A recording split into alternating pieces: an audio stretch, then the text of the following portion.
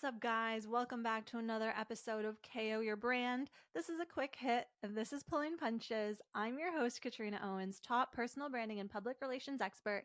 And today we are diving into a question I am seeing more and more of, and it's something I have a very strong answer to.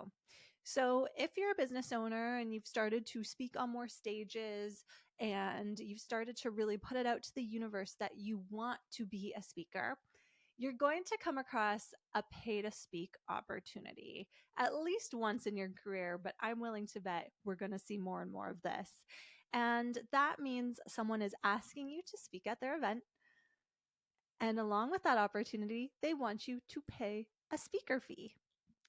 And I feel so strongly about this because I honestly think that organizations that offer this type of opportunity or event hosts that offer this type of opportunity, I think that they've got it wrong, and I never think that they're doing this for the right reasons. So let me tell you why. Every single event I've ever seen that is a pay to speak opportunity has never been a high quality event that I would actually want to speak at. And what do I mean by a high quality event? Typically for me, that's the speaker lineup. And for me to feel like a speaker lineup is high quality, that means that all of the speakers have an established online presence. Doesn't mean that they have hundreds or thousands of followers, by the way. It just means that they have a presence that feels like they're expertly positioned, they have great content that looks good, they're growing a following. And a lot of the time, these pay to speak opportunities actually prey on people that aren't really established personal brands yet. And that's why they're asking for you to pay a fee, because they see it as them giving you an opportunity. The reality is that regardless of how long a speaking opportunity is, even if you're up on that stage for 10 minutes, okay, which is very, very short for a speaking opportunity, the amount of preparation and value that you are going to share on that stage is worth far more than you paying a speaker fee. Now, I'm totally not opposed to speaking for free. I still speak for free when it's the right opportunity. I still encourage my clients to speak for free, especially if you're still building up your speaker portfolio. If you don't have a sizzle reel, speaking for free is a great way to build up that experience. And if you do it right, you can see a significant ROI from selling from that stage, which is something I'll talk about in a longer episode, probably towards the end of the summer, because I'm going to have a couple case studies to use.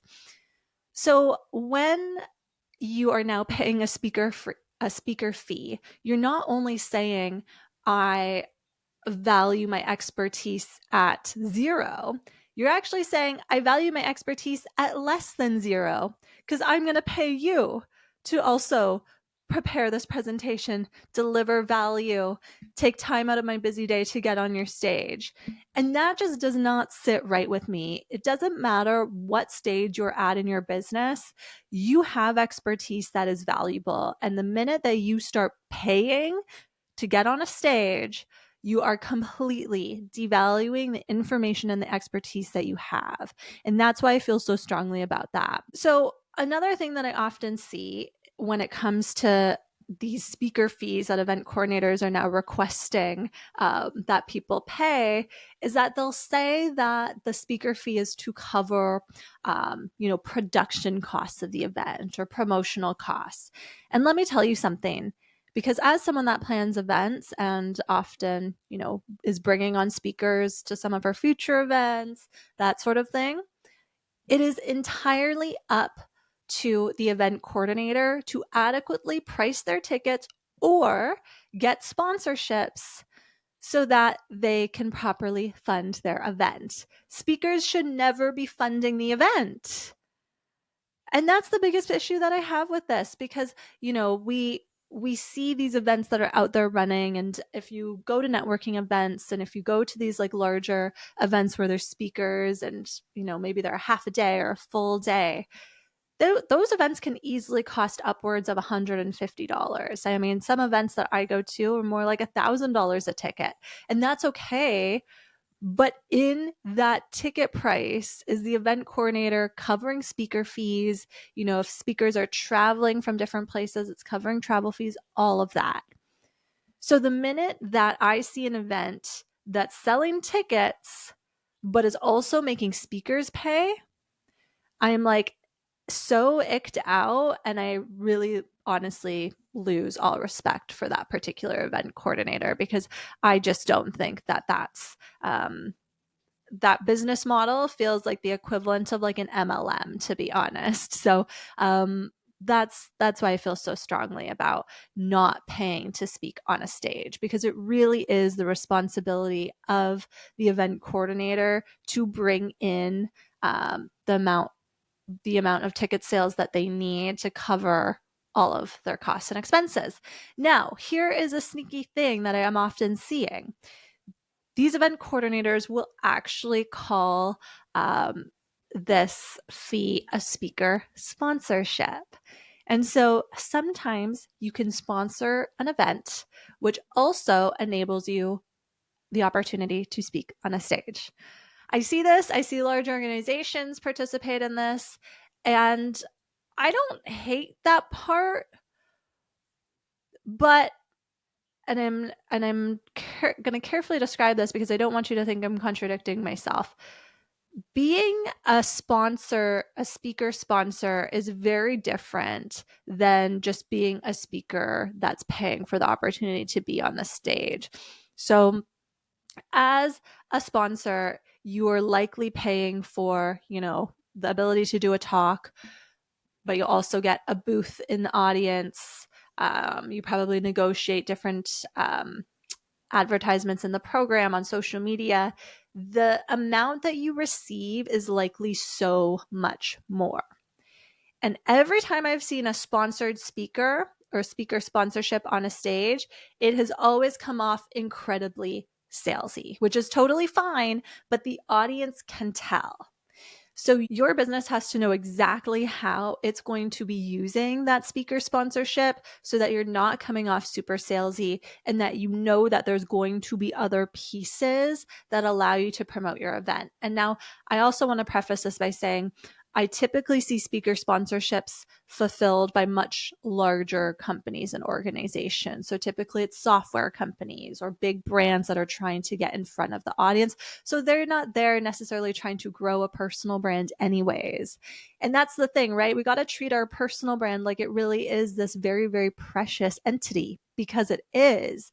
So the moment that you devalue it by going onto a stage that's of lower quality because you paid to be there and so did everyone else, or you get on a stage and it's a speaker sponsorship, so now you're just like selling your heart out instead of actually delivering value. Like, these are all things that actually affect your reputation as a personal brand.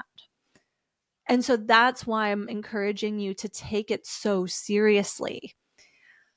So what should you do instead? Because a lot of people will say, okay, Katrina, like I know I should not be paying for this speaker sponsorship, but I want to get on more stages. So like, how do I do that? Build your own room first. Build your own event. Can be online if you're really just getting started, but it doesn't cost a ton of money to do an in-person event either. You can start it small. You can charge a low ticket price. Like, all of those things are available to you, but it's up to you to implement. And I would much rather see you take that $500 that you were going to spend to pay to speak at an event and use that to start your own event instead. Because now you're building your own audience that's going to have a connection to you, feel tied to you. It's a room that you get to control. You can control the marketing that comes out of it. So to me, that's a much, much sounder, stronger investment that you're going to see incredible ROI from. There has never been a pay to speak opportunity that a client has shown me where I've been like, actually, this one feels okay. They've always given me the ick. And this is why I had to come on here today and just tell you all of these reasons why I just do not think that paying to speak on a stage is a great tactic for building your personal brand.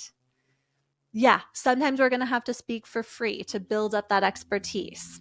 Sometimes we're going to have to invest our own money into running our events. and not to mention our own time and energy. But that is the nature of growing a personal brand that's profitable. And I would much rather see you make that profit than give it to somebody else. So that's it from me. I hope this landed today. And for those of you that are out there going through this right now, this episode is for you, because I'm seeing this more and more on threads. I'm seeing my clients coming to me with different opportunities, and it's always a no. And so I just wanted to make sure that, that no was loud and clear on KO Your Brand. So I really hope you enjoyed this episode. We will be back next week with more quick hits, more actionable takeaways. Please rate and review this podcast everywhere you listen to podcasts, and I will see you next week. Toodles.